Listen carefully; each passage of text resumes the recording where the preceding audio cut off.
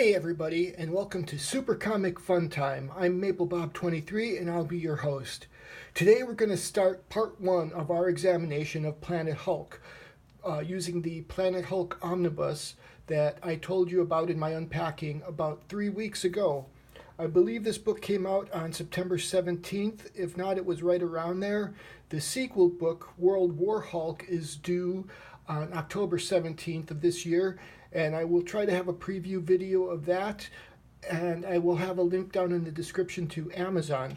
The importance of this book at this time is Thor Ragnarok is coming out in the early part of November, and part of that movie is going to be this book.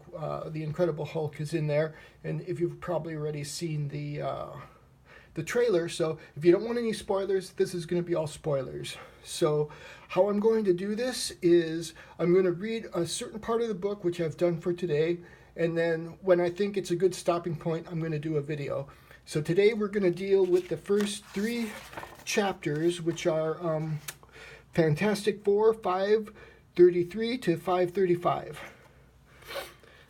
Now the story opens up. Okay, just look at this. This is some of the best art I have seen. I'm so excited to do this. I can't tell you. Yesterday I found out I was going to do a video, and I found out that I had the ability to stream live from my phone. But unfortunately, I could not get that to work. So after a couple of other tries today, when I was on break at work or on my way from the bus stop or whatever, I decided that I should do it like this. I'm at my drawing table now. I love my drawing table. I haven't sat here in a while. And so, yeah, look, you got 2 6s. So, yeah, so like Las Vegas. The story opens just outside of Vegas. You get the preview from the cover, Thing versus Hulk. The other important thing, it's written by J. Michael Straczynski, and the penciler is Mike McCone. And I think he did the book I did this weekend, which I didn't notice. I don't think he did all of the book, but I think he did some of the artwork in that Justice League International story that I didn't like very much.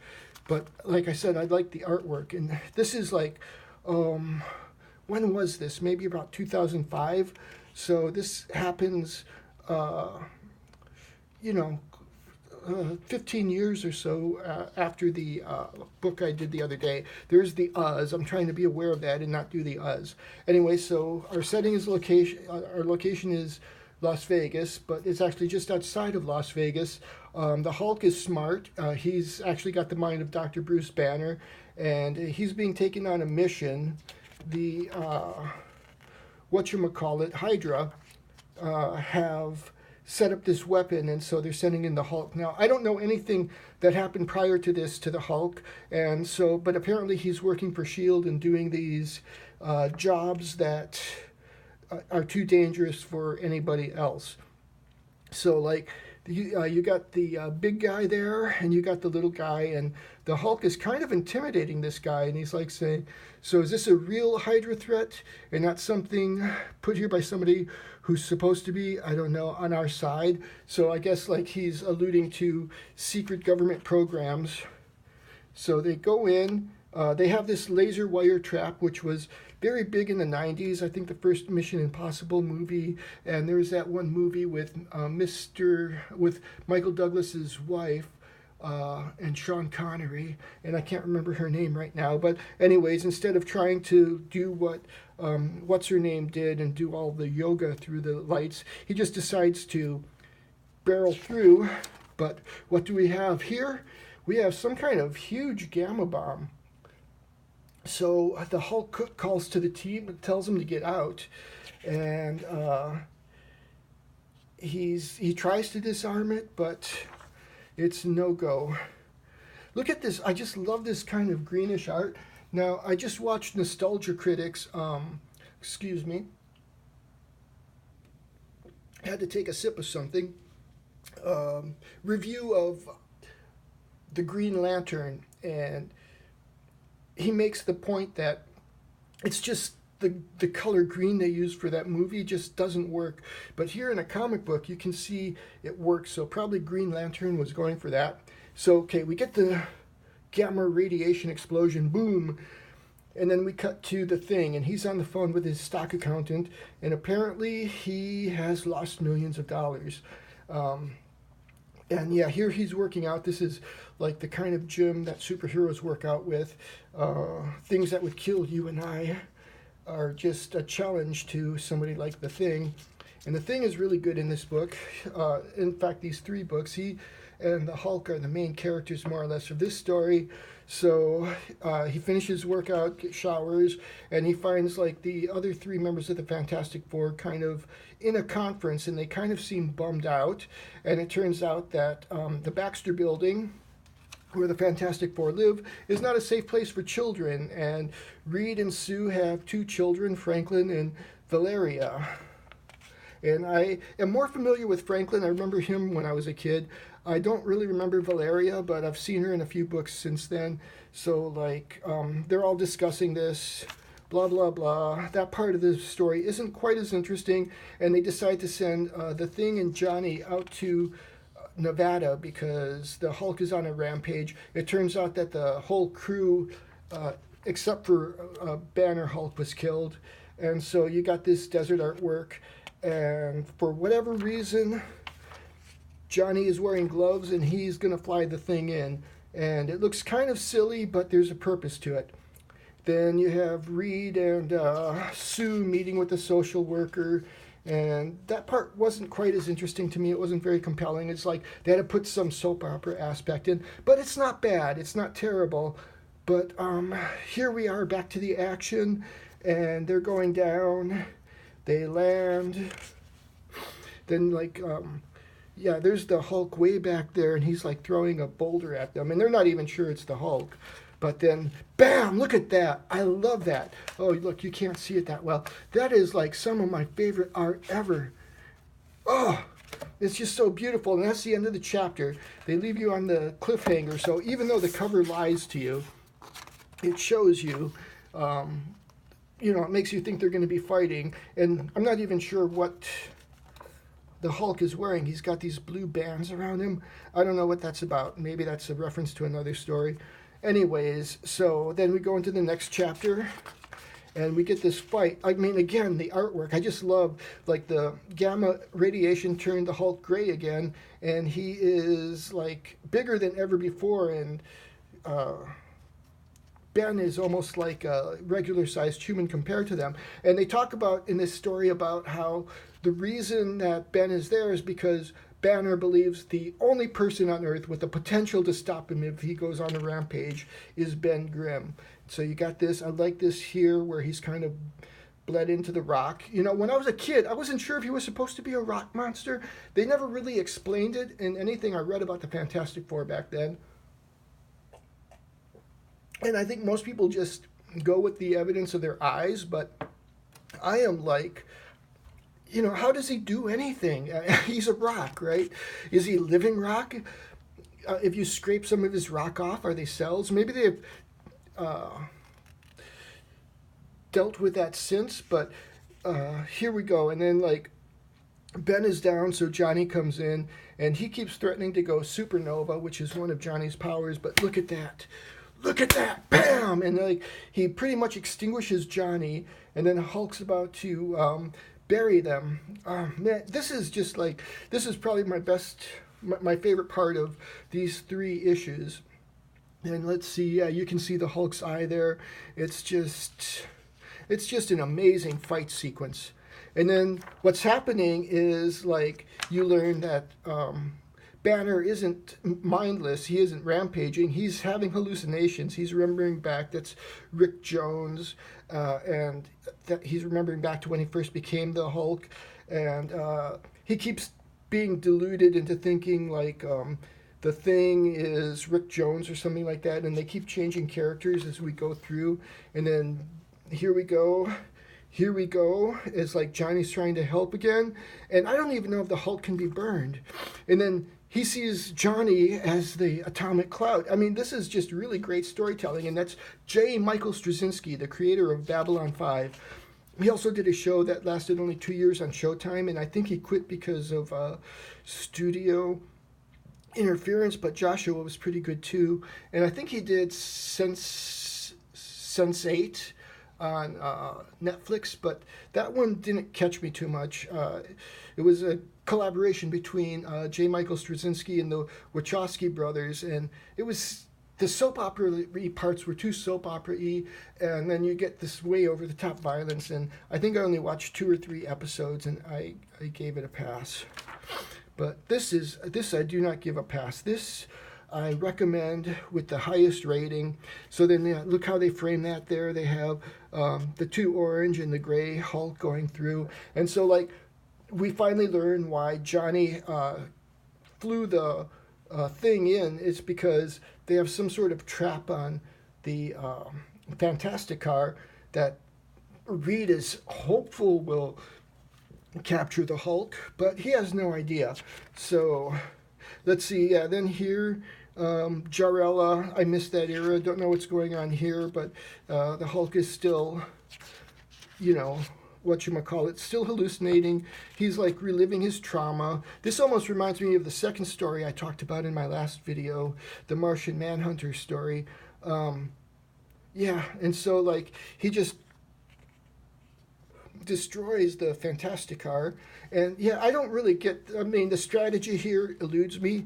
The Fantasticar has always been kind of a flimsy thing. I don't understand how it's supposed to work, but it's like, you know, the original one was more of a compartment thing, and then the parts would split off, and it looks like this does it too, but it's more like Tinker Toys or something now. And I kind of like the original design better, but that's a 60s design. Okay, so then he comes, where is he? He jumps into a hospital. And it's like, what have we got going on here? How much longer am I going to have to wear this damn catheter? Until we're sure you won't need it anymore. But I don't need it. I'm in complete control. Hulk comes down and he evacuates. And you have some potty humor, which is not my favorite thing in the world. But here it's not too bad. It's not overwhelming. So Hulk is still hallucinating. Let's see. I'm not sure who this is supposed to be. The transfusion could save you. It's like a friend of his is dying. And of course, he already turned Jen Walters, his cousin, into the She-Hulk because he gave her a transfusion way back in She-Hulk #1 back around 1977. And then, get away from him right now. It's like, you know, because he's like seeing somebody else. And Johnny is the hothead. This is in character for him, but if he just took a second to think, it's like you're coming into a hospital room, there could be oxygen, and you're gonna like come in at flames, but that's Johnny.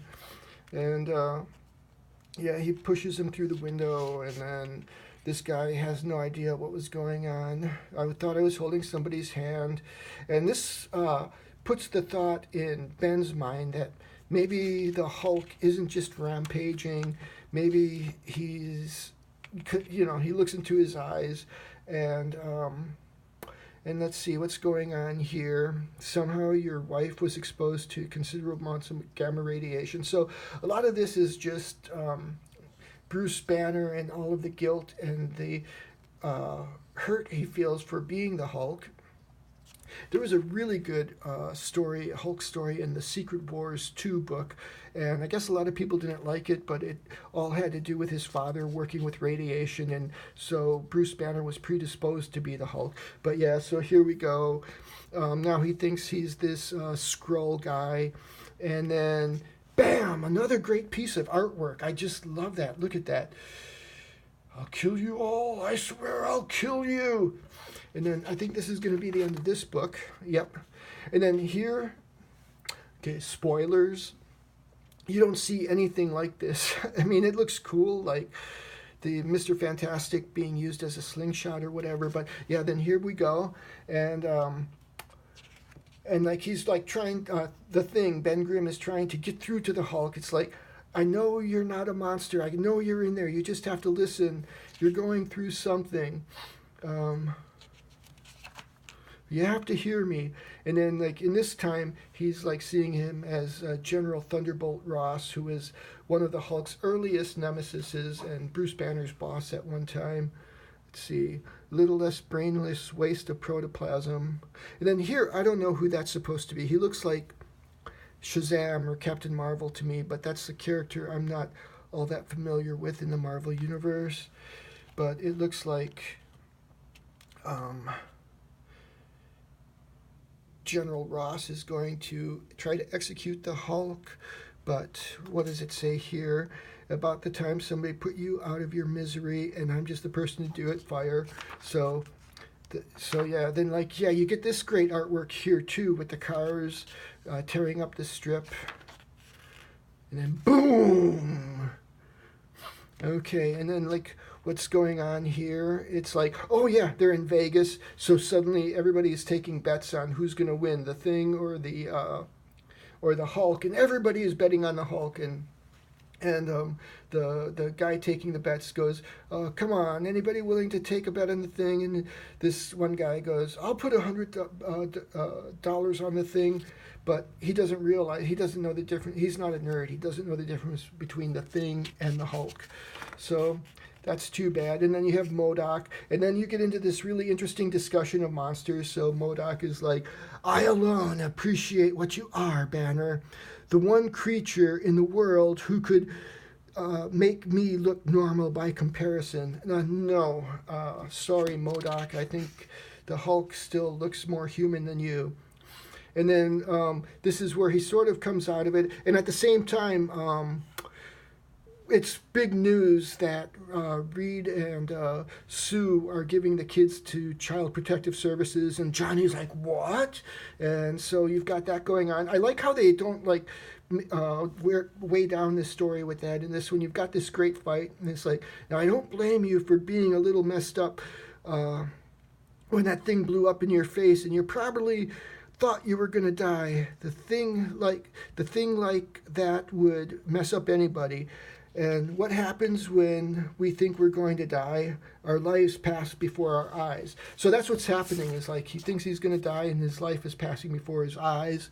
And so, yeah, here he almost looks like he's posing to me for a painting. I mean, I'm at my drawing table and I kind of miss, I haven't sat here for a while. I haven't drawn anything in a while. But, and then like, Doc, are you listening to me? Even if that bomb that birthed you cannot kill you, perhaps you cannot die. So like, he's like thinking even death won't release him from the curse of being the Hulk. And again, you get this great artwork. Look at that. Arrgh! Love it. Okay, then here, you got the Statue of Liberty, MGM Hotel, and then holy. And then, like, I guess he's grabbed the Statue of Liberty. And then Johnny just comes in. And he's like, I'm going to go supernova on him. And that's what they've been avoiding. And to me, this is the worst place to go supernova because you're right in the middle of Las Vegas. But there he goes. And then, he's still alive.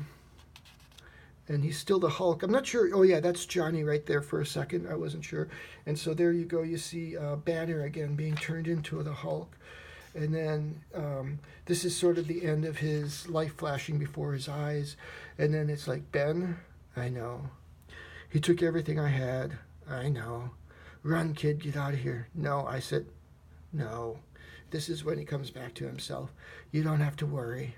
I'm all right now. I'm all right. And then we go back into the story about the kids and stuff, and so like bam. So this is all fake. We're led to believe that the safe house where the kids are is attacked and they get killed, but it's a cheat. They're not going to get killed. And then it's like, yeah, I gotta tell. They're talking about telling the boss where they are. Then they go, oh, they found our safe house. Well, of course they did. And so, but then it turns out the kids are all right. They come in, they want to watch TV for another hour, but they only get 10 minutes negotiating with kids, blah, blah, blah. I like the way they took the moon and did that. And then here we go. We've got the end of the story. Listen, about before. If you're going to apologize again, I'm going to woof my cookies over the ledge. He goes, I get that. And then ask you a question. When you thought that I was going to, did your life pass in front of your eyes? And he says, I don't want to talk about it. Yeah, I get that. We're probably the only two guys who do. Then looks like your ride is here. Yep, I gotta go. Oh, that's my bookmark. It's Van Gogh, the bedrooms. Um, not yeah, the bedroom. Okay. Did I miss the goodbye? And it's like, I don't know. It was just so good. It was so heart touching. It was the two monsters kind of talking to each other.